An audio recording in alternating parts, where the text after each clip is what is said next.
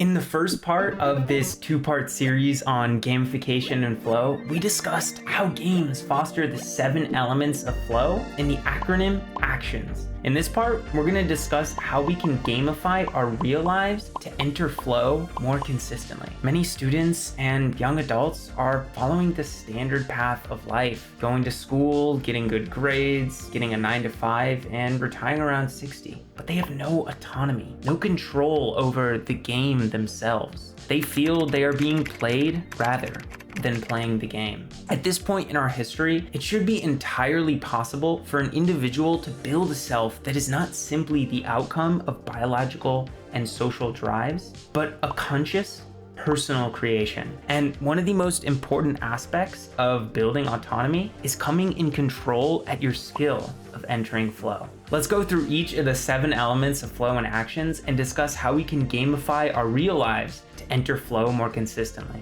Attend to your activities. One of the reasons games are so flow-inducing is because they fulfill the first element of actions. A, for provide a ready structure to hone your attention around with a hierarchy of goals, rules, and feedback to show progress towards your goals. In real life, there are 2 ways that you can do this. First, reduce distractions and increase tractions. And second, build your focusing muscle. Let's discuss each. So reduce distractions and increase tractions. Firstly, you can reduce distractions and increase tractions. Distractions are things that pull you away from your intended activity, where tractions are things that pull you towards your intended activity. Notice the use of intended activity. The activity you intend to do at the moment determines whether something is a distraction or attraction. This means that things that are commonly deemed distractions, like your phone, video games, and Cleopatra's character model in Civilization 6, aren't distractions if they are part of your intended activity. Similarly, things that are commonly deemed productive, like writing, working out, and studying, can be distractions if they cause you to neglect your relationships and self-care. So ask yourself, what distractions would be common to the intended activity you want to do before engaging in it? Then, like a good game, create an environment in which most information that could enter consciousness are tractions, not distractions. Here's some common distractions and their possible solutions. The second sentence is the serious one. Your phone. Throw it on the ground and finally get that warranty you never use. Put it on airplane mode. Inconsistent noise. Make yourself deaf. Don't work in that environment. People. Kill them. Explain you're doing deep work and would appreciate no interruption. Music with lyrics. Listen, but only if it sounds good. Music without lyrics is better as it requires less attention. Social media. Turn off notifications. Your friends won't die from a meteor. The internet. Become a caveman. Install freedom. Mobile games. Play, but only if it's Candy Crush. Move them as many tabs away from your phone home screen as possible. Email. Filter every email not from professors into the archive. Set defined times to check it so you don't randomly check it throughout the day. Games. Blow up your gaming devices. Set defined times to play so you don't constantly feel the nudge to play. Secondly, building your focusing muscle. Secondly, to reduce distractions and increase tractions, you need to build your focusing muscle. Flow state entrance often requires a sustained period of focused attention. And the worse your ability to focus, the worse your ability to control your attention because everything distracts you. Luckily, focusing isn't some God-given talent. It's like a muscle. The more you use it in one activity, the stronger it gets. Just think about the length of time you can spend focusing on playing a good game. It likely takes hours at a time, and you've felt the same with a good book. Now think about an agonizing school assignment like writing an essay about Vasco da Gama's famous trade explorations in India and how they opened up Portugal to the east. You likely spent more time researching how to gorge your eyes out than writing the essay. All of 5 minutes. And then you probably went on your phone and started playing a game. The secret is to slowly train yourself to focus for longer and longer periods on the same activity. One of the best books on this subject is Deep Work by Cal Newport. In it, he explains the power of gradually increasing from 15 to 30, even upwards of 90 minutes of sustained focused attention on a high cognitive task. There's another thing that destroys your ability to focus. Fluffy animals. Multitasking. By multitasking, I mean attempting to do 2 or more highly cognitive tasks at once. Doing homework while watching YouTube would count, but doing the dishes while listening to an Audible book wouldn't. I mean, unless you have some terrible dish cleaning skills, but In that case, you likely have bigger problems. Multitasking over long periods of time severely inhibits your ability to focus attention and thus enter flow. This is because the brain can actually multitask. While multitasking, the brain switches intermittently between tasks at super fast intervals. This creates the feeling of doing two things at once and makes the multitasker feel like a productivity god. But the feeling's a lie, because in the multitasking process, the multitasker's poor brain takes an incredible amount of cognitive load from rampant task switching. In turn, the multitasker's focus muscle atrophies like a sloth who only uses machines at the gym. So if you want to build your focusing muscle, you need to do two things. Build your ability to enter a long period of focused attention, and stop multitasking. Define clear goals and rules. The second element of flow and actions is C for clarity. Create clear, completable goals and rules. Games foster this because by definition, their goals are non-trivial and achievable. This allows the players to align their goals with the game and bring structure to consciousness. The fact that you have made it this far in the video means you want to be a hero. The hero never stagnates. Like me, you're probably living autonomously, building your own thing, and literally breaking free from the matrix. To do this, your goals and rules can't be aligned with traditional societal paths like becoming a doctor or a lawyer. It means you have to do so autonomously rather than unconsciously, because it's the default path. So this is what you should do. Lock yourself in your room, fast for 14 days, and see what inspiring revelations come up. That's what the Buddha did, but under a tree.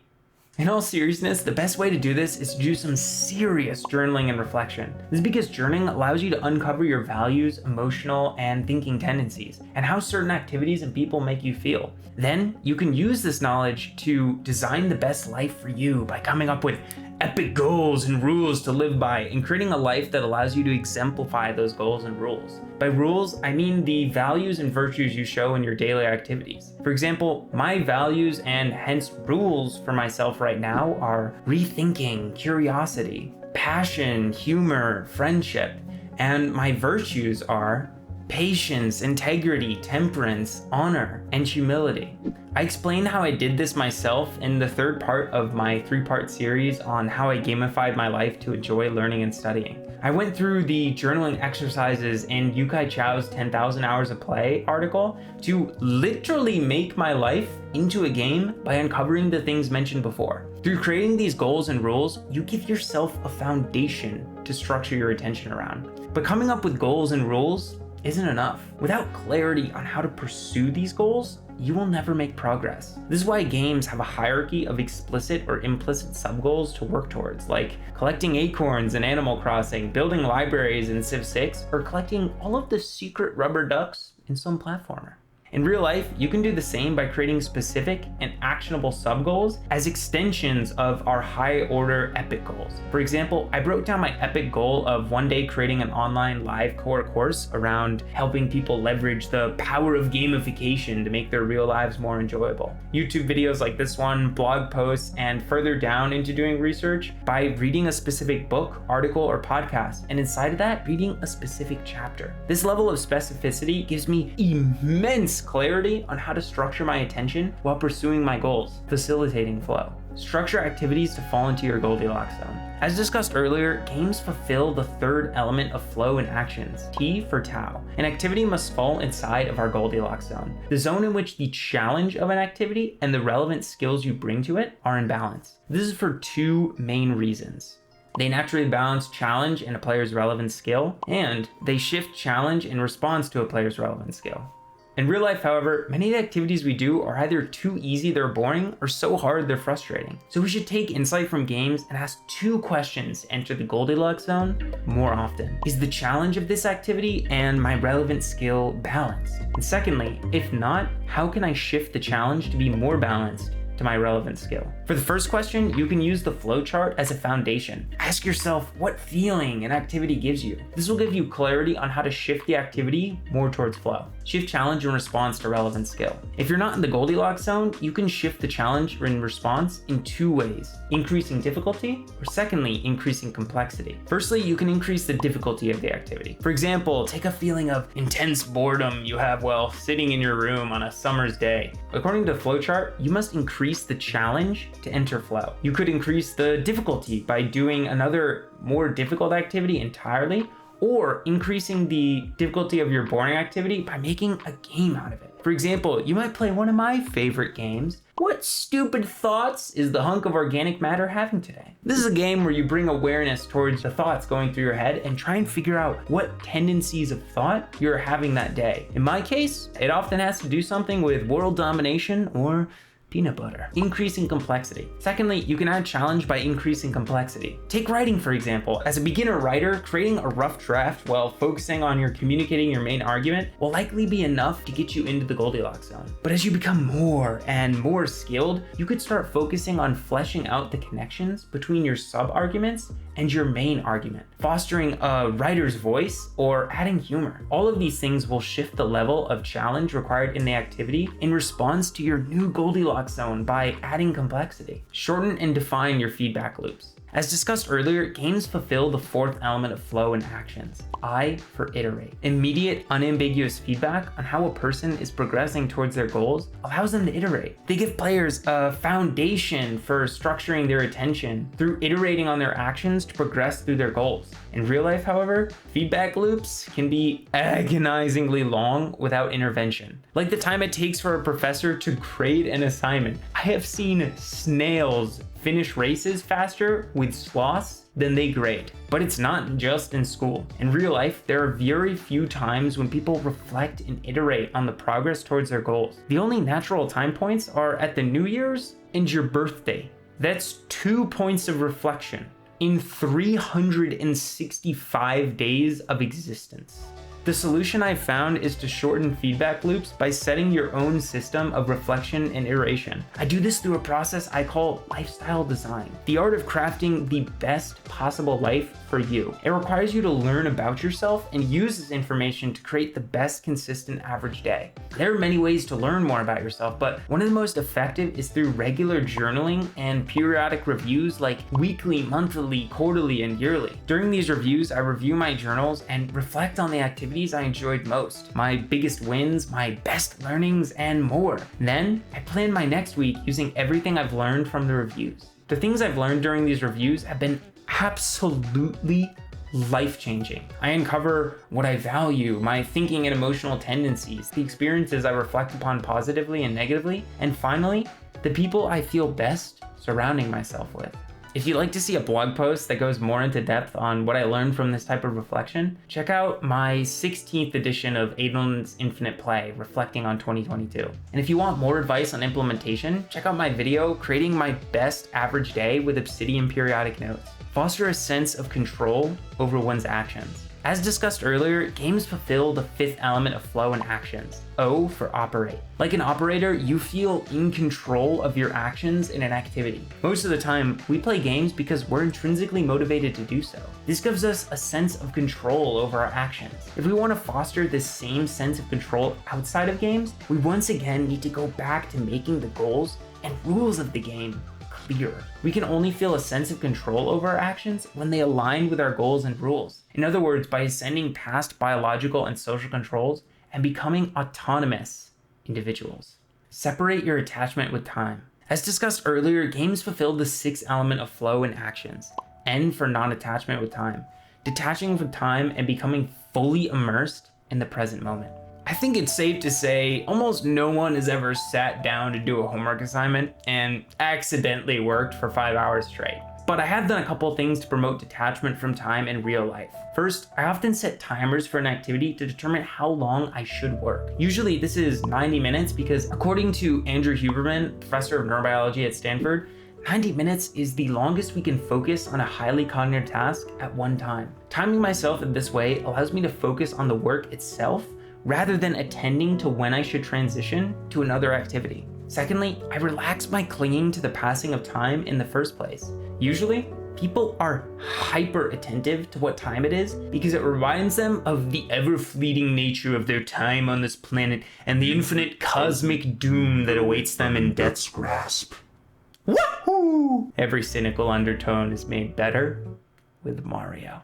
Third, I try and find enjoyment in doing the activity itself. When you enjoy an activity intrinsically, you don't need to attend to time passing. You're in the moment with the activity itself. This leads us to build an autotelic personality for our life's activities. Foster an autotelic personality. As discussed earlier, games fulfill the seventh and last element of flow and actions. S for self-goal, coming at activities with an intrinsic motivation by fostering an autotelic personality. Games facilitate an autotelic personality because most of the time, people play them as an end in themselves. You can use 4 science-based methods to build an autotelic personality outside of games. First, adopt a gameful mindset. Second, adopt a playful mindset. Third, learn to love activities as ends in themselves. And fourth, stop overly attending to the self. First, and most cliche, adopt the gameful mindset mentioned earlier. Don't shudder from failure. Rather, see it as an opportunity for improvement and self-growth. Secondly, adopt a playful mindset. A playful mindset involves pursuing your goals without a need for rigid rules and alongside a wanting for spontaneity. In modern society, we tend to think of play as something confined only to childhood. Well, I say that's creme. Play is something that we should be doing at all ages. In a playful mindset, you tend to see things as an end in themselves, as you don't play for some extrinsic reward. You play for the sake of play in itself. Thirdly, don't take yourself too seriously. I mean, who can take themselves so seriously when you realize you're a semblance of organic matter floating on a rock in the middle of space? It's important to mention that not every activity you do in life can be predominantly for intrinsic reasons. You'll come to activities with a blend of intrinsic and extrinsic motivation. Just like killing the cows in The Witcher 3. In a sick way, some activities must be done. But that doesn't mean the activity can't become autotelic over time. The more skillful you become at an activity, the more passionate you become about it over time. People often mistake passions as innate, when in reality, they often build over time. Many of the games you play become more enjoyable as you get better and better at them. So don't push off an activity immediately because you don't have some innate passion. If it still aligns with your goals and rules for life, give it a chance to develop. Thirdly, learn to enjoy activities as ends in themselves. So many of the activities we do are driven by extrinsic reward and motivation. We can ruin activities we love intrinsically because of the over-justification effect. You need to learn to love activities as an end in themselves. Like with playing games, hanging out with friends, exercising, writing, and more. I never give myself rewards for finishing a 90-hour block of writing, partly because I'm a terrible masochist, not really, and partly because I want the reward to be the act of writing in itself. If I gave myself rewards, my lizard brain would tell me to just skip out on the act of writing and take the rewards free of charge instead. Fourth and finally, stop overly attending to the self. When you're overly attentive to your looks, your negative feelings and thoughts, you have little room in consciousness for the activity itself. To enter flow, you need to lose consciousness of the self. I'm not saying you should never attend to the self again. You should just attend to it less than you are now. And of course, we can't forget the secret 8th element to entering flow, understanding your unique KSOs. Understand your unique playstyle. Not only are there many types of games, but there are many unique playstyles that will cause you to gravitate towards one over the other. Similarly, in real life, people all have different playstyles as well. As mentioned before, every person in life has different KSOs, knowledge, skills, abilities, and other characteristics, where other typically includes traits like personality, attitudes, and interests. Understanding yours can help you get into the flow state more consistently, as you can set yourself up for situations that age your unique playstyle. You might get flow from reading a good book in front of the fireplace, and I might get flow slowly asphyxiating my citizens and oxygen not included. I think one of the best ways to uncover your playstyle is to ask yourself what activities tend to leave you energized and fulfilled, and contrastingly, what activities tend to make you want to die inside. If you're extroverted, you might get intense energy and joy from being with others compared to someone introverted. Similarly, if you're someone that is high openness to experience, you might get lots of joy from experiencing new things like butter churning. We've gone through a lot of advice on how to gamify our lives to enter flow more consistently, but all of these tips in isolation will only help you reach flow in some of your activities for some parts of the day. This is because they don't guarantee that you cultivate meaning in your experiences. What if I told you it's possible to be in flow for almost all of your activities all the time? Creating a universal state of flow through cultivating meaning in one's experience. To achieve a universal state of flow, you have to cultivate meaning in your experiences. Without cultivating meaning, the flow state can be a vessel of incredible evil or meaninglessness. Consider the Romans who entered flow regularly while watching brutal battles in the Roman Colosseum, or a modern store owner that gets into flow while tricking their shoppers into a good price, or us, using video games as a way to escape from real life. While these people can reach flow in these morally questionable activities, they struggle to reach flow outside of them. This is because they don't have a unifying goal to structure their attention around, breaking elements 1 and 2. To create a universal state of flow, you need to cultivate meaning in all of your experiences. This requires setting goals and rules with a purpose in mind and then acting on them. For me, some of my highest order goals right now are to help people use gamification to live more enjoyable lives and to help people reignite their childhood curiosity and joy for learning through Obsidian note-taking. I do this through creating content on my YouTube channel, blog, newsletter, podcast, and through physical teaching. In addition, I'm currently studying at Cornell University to pursue a PhD in human development. These two high-order goals help me create unity in my experience by giving me a structure for my attention. At first, the goals you set to do justify the effort, but soon enough, efforts begin to justify the goals. This creates a beautiful scenario in which you don't have to succeed to feel meaning. You just have to feel you gave your best effort at reaching your goal. But goals aren't the only way you can cultivate meaning and experience. Creating a moral framework and expressing it through your daily actions is another way you can create meaning. For example, one of my greatest values is playfulness. A couple of days ago, I cooked a dinner for my family by literally blowtorching a duck with my only clothes being a kitchen apron. Why? Because according to me, cooking with no shirt increases the taste of the food by 51% and increases gains. Even though this didn't align with my goals from earlier, just expressing my playful value gave the activity meaning and allowed me to enter flow. By structuring your attention around higher order goals and rules, you can reach a beautiful state in which every one of your activities is a bringer of optimal experiences. Your consciousness stops being constantly filled with negative thoughts and ruminations. You drift through your day in a beautiful state of flow. Your whole life starts to feel like one big game. And it all comes back to the question we started this two-part series with. If there is one question you take away from this series, it's how can I make this into a game?